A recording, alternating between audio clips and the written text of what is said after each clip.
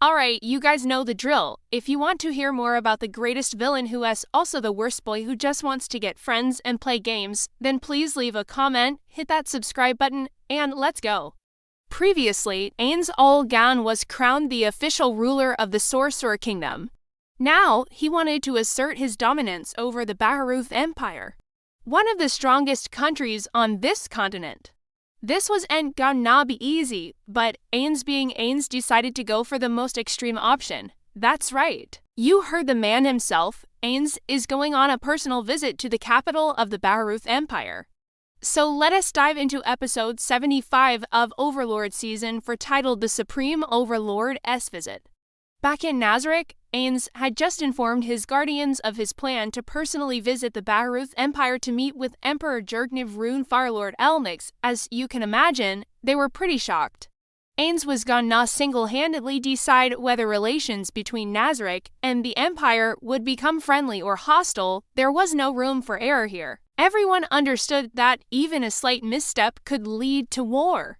And if it came to that, Ainz knew he could win. He just really didn't want to.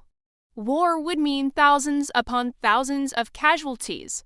And despite Ainz's best efforts to distance himself from that sort of thing, there was still plenty of blood on his hands. So naturally, his guardians had some things to say. Sheltir Bloodfallen spoke up first.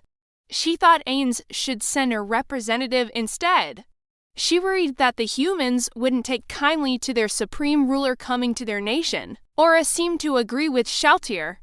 She believed that if anything happened to Ainz, it would be a huge blow to Nazarick, but Albedo was having none of it.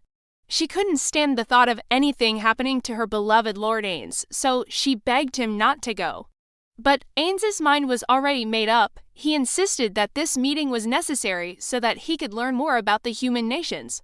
He wanted to figure out how these people worked, what their politics were like, and how they functioned. He felt that the best way to do this was to pay them a surprise visit. And while his guardians understood his reasoning, they still weren't happy about it. They wanted to protect Ainz above all else, but Ainz simply brushed off their concerns and said that he would be fine. And, well, Ainz would be fine. He literally has the power to erase entire cities from existence. So he'd be more than fine. Honestly, it was probably more boring for him than anything else. Now, a little later, Ainz had called another meeting. This time it was just him and his four guardians. While Ainz kept his general thoughts about the peace treaty hidden, he did reveal that Jergniv wanted to meet with him. Ainz was curious about this development and wanted to talk about it. First, though, he asked his guardians what they thought about the current state of affairs. Sebastianin was the first to speak up. He pointed out that even though Ainz was known as the Sorcerer King, he had yet to use any magic in public. So perhaps the humans would be less afraid if they saw him cast a spell or two. Albedo liked this idea, but she was a bit confused by Ainz's restraint. She wondered why he didn't fully display his power. After all, it would have been much easier to take the Empire by force than to negotiate with them. Demiurge seemed to be thinking along the same lines. He mentioned that Ainz hadn't even unleashed half of his strength against the Riesti's nobles. The only reason he stopped was because he didn't want to cause too much destruction. But Ainz simply replied that he had his reasons for holding back. He didn't elaborate further, but he did mention that he would deal with the humans differently than he dealt with the dwarves or the lizardmen. He felt that these other races respected strength more than the humans did. With the dwarves, Ainz had helped them defeat the adamantite rank monsters plaguing their catacombs. And with the lizardmen, he had honored their request to keep their homeland secret. But with the humans, he had to play a different game. He needed to be cautious. And what exactly was that game? Well, that's what we're going to find out now. Back in Nazarick, the morning had arrived where Ainz would depart for the Baharuth Empire. He stood in front of his guardians and told them that he was leaving. Then he turned to Aura and Mare and gave them their orders. Aura was to accompany him, of course, but she was also responsible for protecting him. And although Ainz didn't seem too concerned about his safety, Aura took her duty very seriously. Mara, on the other hand, was tasked with informing the others of Ainz's whereabouts. This way, if anything went wrong, help would be on the way as soon as possible. Finally, Ainz reminded his guardians that he didn't want any unnecessary sacrifices. He wanted everyone to return safely, which was quite funny considering that his idea of safe was complete annihilation of anyone who opposed him. Still, he cared about his guardians, so he wanted them to be careful. Aura nodded, understanding her responsibility, but she couldn't help but feel nervous.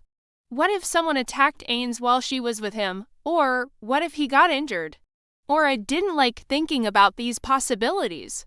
Still, she promised to bring Ainz back safely. After the briefing, Ainz set off for the city gate.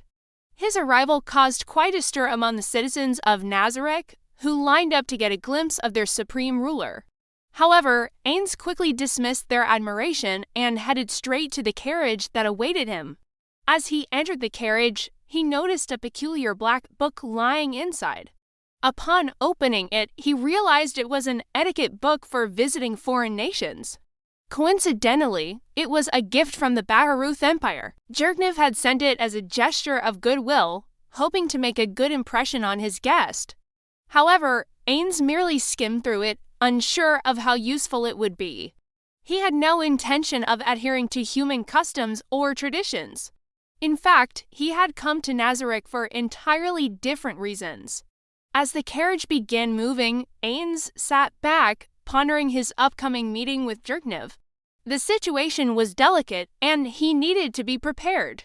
Despite being a supreme ruler of a powerful nation, he found himself in a foreign land with a potentially hostile population. It was a risky move, but Ainz had calculated the odds and decided it was worth the risk. He believed that by showing strength and wisdom, he could establish a foothold in the human world and pave the way for future interactions between Nazareth and the rest of the world. But little did he know that his actions would send shockwaves throughout the entire empire and change the course of history forever. Meanwhile, in the Baharuth Empire, news of Ainz's impending arrival had spread like wildfire. Emperor Jergnev was pacing his study, carefully reviewing Ainz's credentials. He was both intrigued and apprehensive about the Sorcerer King's motives for visiting his empire. Suddenly, one of his advisors burst into the room, breathlessly informing the Emperor that Ainz was approaching the city gates. Jergnev took a deep breath, knowing that the moment had finally arrived. So yeah, there's a lot to unpack here. Firstly, this episode really highlighted Ainz's strengths as a leader. He's strategic, confident, and diplomatic, which are all qualities that make him an effective ruler. His decision to visit the Baharuth Empire was a bold one that showed his willingness to take risks in order to achieve his goals. Secondly, the episode also showcased Ainz's respect for other cultures. Despite his overwhelming power, he took the time to learn about the customs and traditions of the human world, and he tried to adapt to them. He read the etiquette book even though he didn't seem too interested in it, which demonstrated his willingness to bridge the gap between his own society and the human world. Overall, Ainz is a complex character who is both feared and respected by those around him. And this episode did a great job of showcasing those qualities. But what do you think?